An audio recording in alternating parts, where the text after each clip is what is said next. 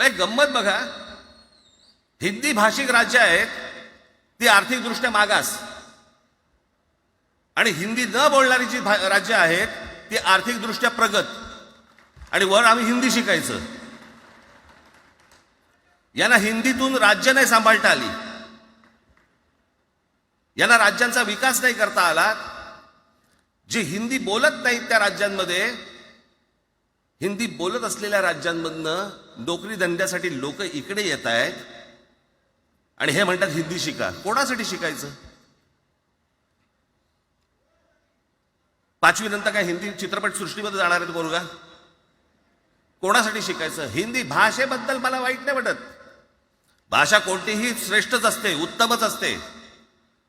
मग ती मराठी असेल, गुजराती असेल, तामिळ असेल, पंजाबी असेल, बंगाली असेल, हिंदी असेल, अजून कुठचीही असेल. एक भाषा उभी करायला खूप प्रचंड तपश्चर्या लागते, खूप लोकांची मेहनत असते. एक लिपी उभी करायला खूप प्रचंड ताकद लागते.